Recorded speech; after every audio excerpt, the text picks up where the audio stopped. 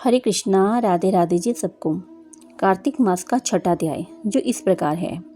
एक बार नारद जी कहते हैं कि जब 2 घड़ी रात बाकी रही तब तिल, कुश, अक्षत, फूल और चंदन आदि लेकर पवित्रता पूर्वक जलाशय के तट पर जाएं।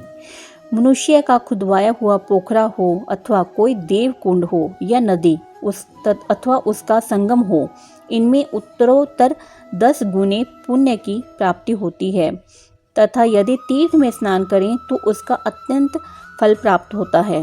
तत्पश्चात भगवान विष्णु का स्मरण करके स्नान का संकल्प करें तथा तीर्थ आदि के देवताओं को कर्मशः अर्घ्य आदि निवेदन करें। इसके बाद व्रत करने वाला पुरुष भागीरथी, श्री विष्णु, शिव और सूर्य का स्मरण करके नाभि के बराबर जल में खड़ा हो विधि पूर्वक स्नान करे।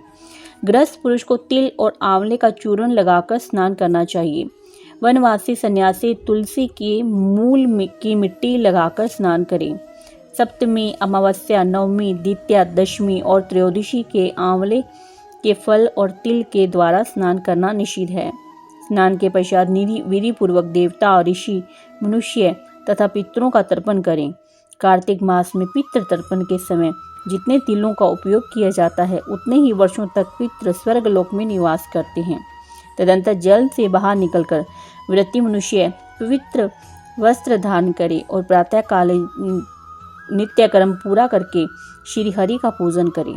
फिर भक्ति से भगवान में मन लगाकर तीर्थों और देवताओं का स्मरण करते हुए पुनः गंध, पुष्प और फल से युक्त अर्घ्य आदि अन्न कार्तिक का व्रत करने वाले मनुष्य नहीं खाना चाहिए। निवेदन करे। अर्घ्य का मंत्र इस प्रकार है। भगवान, मैं कार्तिक मास में स्नान का व्रत लेकर विधि पूर्वक स्नान कर चुका हूँ। मेरे दिए हुए इस अर्घ्य को आप श्री राधिका जी के साथ स्वीकार करें। इसके बाद वेद विद्या के पारंगत ब्राह्मणों का गंध, पुष्प और तांबूल के द्वारा भक्ति पूर्वक पूजन करें और बारंबार उनके चरणों में मस्तक झुकावें। ब्राह्मण के दाहिने पैर में संपूर्ण तीर्थ, मुख में वेद और समस्त अंगों में देवता निवास करते हैं। अतः ब्राह्मण की पूजन करने से इन सबकी पूजा हो जाती है। इसके पश्चात हरि प्रिया भगवती तुलसी की पूजा करें।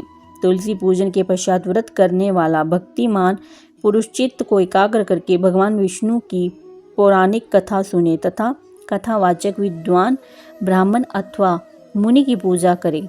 जो मनुष्य भक्ति युक्त होकर पूर्वोक्त संपूर्ण विधियों की भली भांति पालन करता है वह अंत में भगवान नारायण के परम धाम में जाता है। इसी के साथ ही है